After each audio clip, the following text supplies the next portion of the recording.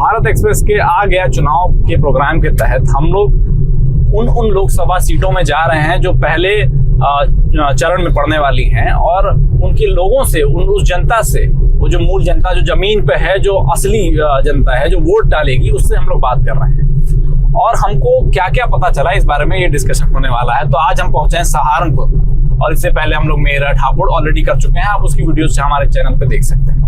तो आज हम लोग बात करेंगे। देवनाथ जी, ये बताइए कैसा एक्सपीरियंस रहा। हम लोगों ने कई चीजें की, कई लोगों से बात की, बहुत अलग अलग मिक्स रिस्पॉन्स है।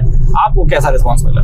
देखिए, जो सहारनपुर के, मैं अपने दर्शकों से कहूं कि अगर सहारनपुर के राजनीति की बात करें तो इमरान मसूद हैं, कांग्रेस और जो है सपा समर्थित उम्मीदवार हैं। देखिए, एक चीज बहुत महत्वपूर्ण है, सहारनपुर है क्या, सहारनपुर को जानना बहुत जरूरी है। अगर आप सहारनपुर को नहीं जानेंगे तो यहाँ की राजनीति को शायद नहीं समझ पाएंगे। पहली बात ये कि 18.5 लाख मतदाता हैं, और मतदाताओं का 2 वर्ग है। एक ऐसा वर्ग है जो मुस्लिम संप्रदाय से ताल्लुक रखता है, और दूसरा हिंदू है। इन सबके बीच में एक दलित वोटर भी है, जिसका समीकरण बहुत महत्वपूर्ण है। मगर आप खुद मेरे साथ थे और हम दोनों शूट कर रहे थे, और हमने महसूस किया कि दोनों अलग अलग इलाके अलग अलग जिंदगी को जी रहे हैं, अलग अलग वोटर को जी रहे हैं, अलग अलग जो है मतदाता को जी रहे हैं, अलग अलग राजनीति को जी रहे हैं, अलग अलग धारणा को जी रहे हैं। इसका मतलब ये होता है कि बटा हुआ मामला है। यानी आप खुद देखिए कि ऐसा लगता है कि एक और मुस्लिम, जहां पर ज्यादातर लोग इमरान मसूद के फेवर में है, वहीं पर जैसे ही हिंदू बाहुल्य इलाके में जब हम आते हैं तो प्रधानमंत्री मोदी, भारतीय जनता पार्टी और इन सबको लेकर के एक बहुत व्यापक दृष्टिकोण दिखाई देता है। तो मुझे लगता है जो ग्राउंड की बात पीयूष आप करेंगे तो इसमें कोई राय नहीं है कि यहाँ जो मुकाबला है, ये जो 2 धड़े हैं उससे अलग एक धड़ा है बसपा का।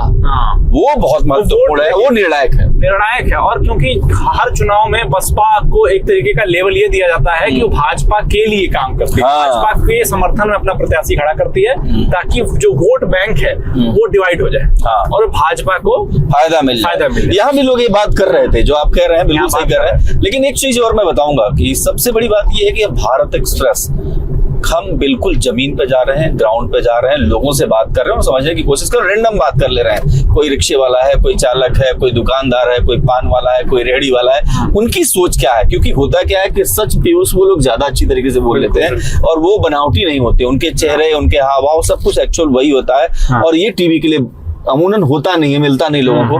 भारत एक्सप्रेस जरूर ऐसे दर्शकों को देखें। और एक तो ये कि नेचुरल, अगर ये लोग अभी हमारे आप चैनल पे जाइए, आज जो हम लोगों ने सहारनपुर में बात की, मुस्लिम समुदाय यहाँ पे बहुत भारी मात्रा में है। उसमें भी सवाल करूंगा आपसे। अब मैं देख रहा था कि आप बहुत सारे लोगों से बात कर रहे थे, कुछ मुस्लिम युवा थे, कुछ बच्चे भी थे, और कुछ बुजुर्ग थे, कुछ दुकानदार थे, कुछ ऐसे लोग थे।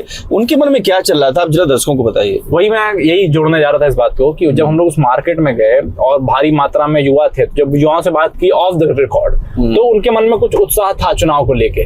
कुछ वोट डालने वाले भी थे, कुछ नहीं भी थे। तो हमने सोचा जब इनको ही ले लेते हैं, और जब हमने ऑन रिकॉर्ड बात की और कैमरे पे भी कई मुस्लिम युवकों ने, लोगों ने ये बात रखी, जबकि मेजोरिटी में मुस्लिमों से, मतलब उन लोगों के मुंह से सुनकर मैं भी शौक रह गया कि उन लोग मोदी जी को वोट देने के लिए एक्साइटेड हैं, भाजपा के लिए एक्साइटेड हैं। अच्छा, ऐसा हमारा भाई है, ये शब्दों का प्रयोग किया जा रहा है, मोदी तो हमारा भाई है।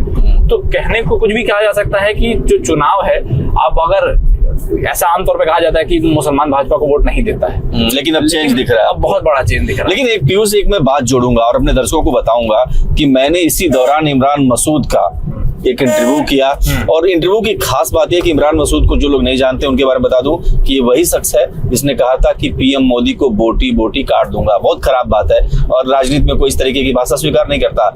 लेकिन जब आज मैं इमरान मसूद से मिला, आप खुद थे जब हम इंटरव्यू कर रहे थे हम दोनों, तो मैंने महसूस किया कि मैंने कई सवाल ऐसे किए कि योगी आदित्यनाथ के कामकाज को कैसे देखते हैं, उनके कानून व्यवस्था को लेकर के जो दावे हैं उनको लेकर के आपकी क्या सोच है। मुझे आश्चर्य है कि इमरान मसूद क्या इस हद तक सॉफ्ट बोलेंगे, हाँ जी योगी जी जो कह रहे हैं सही कह रहे हैं, कानून व्यवस्था जो कह रहे हैं वो सही कह रहे हैं, बस आप देख लीजिए, आप खुद देखिए। मतलब इमरान मसूद क्यों इतने तनाव में है, क्यों इतने चिंता में, क्या इलेक्शन हार रहे हैं, क्या इलेक्शन की गंभीरता उनको पता है, और ये भी कि क्या जो योगी जी गर्मी, जो योगी जी कहते हैं कि मैं अपराधियों की गर्मी उतार दूंगा, क्या उसका कोई फर्क है। और ये बहुत महत्वपूर्ण है। पीयूष, आपको क्या लगता है, आपने खुद वो इंटरव्यू सुना था, आपको क्या लगा? क्या बिल्कुल वो एक तरीके से उनका ये प्रयास था कि किसी भी तरह की कोई ऐसी टिप्पणी उनके मुंह से निकल ना जाए योगी जी के खिलाफ, या कोई ऐसी ताकत के खिलाफ जो उनके लिए कल को नुकसानदेह हो जाए। अच्छा, भारत एक्सप्रेस पर इस इंटरव्यू को देख पाएंगे, लेकिन एक चीज और भी है, मैंने उनसे सवाल किया था पीयूष कि राहुल गांधी मेहनत कर रहे हैं, राहुल गांधी आवाज उठा रहे हैं, मगर जनता से उनकी जो कनेक्टिविटी है वो नहीं पा रही है, इसके पीछे क्या कह रहे हैं? और कानून व्यवस्था के सवाल पर भी इमरान कहते रहे कि नहीं हम संविधान बचाने की बात कर रहे हैं, हम संविधान बचाने का आंदोलन की लड़ाई कर रहे हैं। इंटरव्यू में एक इंटरेस्टिंग बात और है, जनता देखेगी तो पता चलेगा उनके हाव भाव से। अब जब हम पूछ रहे हैं कि आप क्या करेंगे और क्या प्लानिंग है, तो कह रहे हैं हमें सिर्फ संविधान बचाना है, कानून बचाना है, फला फला। डेवलपमेंट को लेके विपक्ष के पास अपना स्टैंड क्या है, क्या रोड मैप है, ये कोई जनता के बीच रख ही नहीं रहा। और ये बिल्कुल बहुत महत्वपूर्ण पीयूष ने आपने बात कही। कारण क्या है कि जो मुद्दे हैं, जो स्थानीय चीजें हैं, उनके बारे में बात नहीं हो रही है, क्योंकि एजेंडा प्रधानमंत्री मोदी और मुझे लगता है एनडीए ने ऐसा सेट कर दिया है कि उस पर बात करना भी विपक्ष के लिए तलवार की धार पर चलने जैसा हो गया है। और यही वजह है कि न कोई ढंग से बात कर पा रहा, अपना पक्ष नहीं रख पा रहा। और पीयूष, एक बात आपने ध्यान दिया, जब भी बात हम ये कर रहे हैं कि कानून व्यवस्था कैसी है, जब भी हम रोड मैप की बात कर रहे हैं, तो वो एक दूसरे रास्ते पे जा रहे हैं और संविधान के रास्ते पे जा रहे हैं। जाहिर सी बात है कि एजेंडा इलेक्शन का हो सकता है, डेवलपमेंट का कोई एजेंडा हमने देखा नहीं। आप ये समझिए, इलेक्शन का भी नहीं है, ये एजेंडा है डर वाला।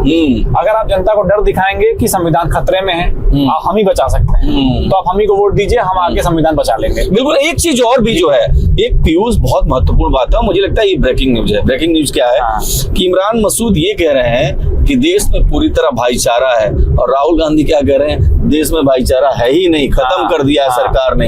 और ये कह रहे हैं कि नहीं, भाईचारा है और लोग बहुत अमन शांति से रह रहे हैं, बहुत प्यार। कुछ बदले मिजाज नहीं थे जनाब के? बहुत मतलब कि कॉन्ट्राडिक्शन तो पूरे गठबंधन में ही है।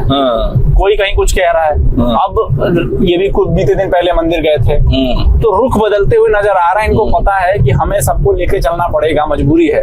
और वहीं कुछ कह रहे हैं कि देश बिखरा हुआ है, हमें जोड़ने की जरूरत है।